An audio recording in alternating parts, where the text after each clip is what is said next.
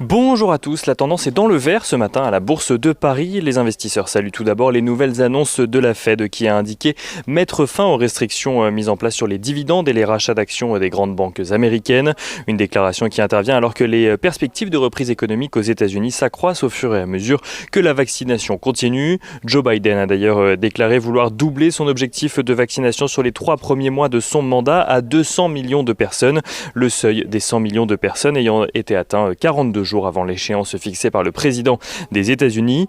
En Europe, les perspectives sont différentes. Les différents pays européens font actuellement face à des craintes de troisième vague avec des mesures de restriction en France qui pourraient encore s'alourdir. Les investisseurs suivront d'ailleurs aujourd'hui encore les discussions au sein de la Commission européenne pour définir la stratégie à suivre depuis que Ursula von der Leyen a émis l'idée de bloquer les exportations de vaccins vers le Royaume-Uni si AstraZeneca ne respecte pas ses engagements de livraison envers l'Union européenne.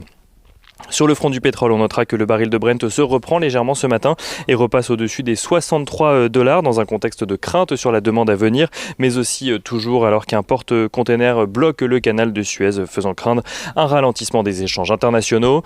Du côté des valeurs à suivre aujourd'hui, on notera que Essilor-Luxottica annonce procéder au rachat du réseau de laboratoires Walman aux États-Unis, une opération dont le montant n'a pas été dévoilé. Capgemini annonce de son côté avoir racheté l'Australien RXP Service, fournissant des solutions numériques dans le domaine du cloud et des données notamment, là aussi pour un montant qui n'a pas été dévoilé. Et on notera en France, à Lyon plus précisément, que Esker annonce de son côté un résultat net du groupe en progression de 19% à 11,6 millions d'euros grâce à une amélioration de ses performances opérationnelles, mais aussi grâce à des baisses d'impôts sur la période. L'entreprise spécialisée dans l'édition de logiciels de dématérialisation de documents de gestion anticipe pour 2021 une croissance de 15% de son activité.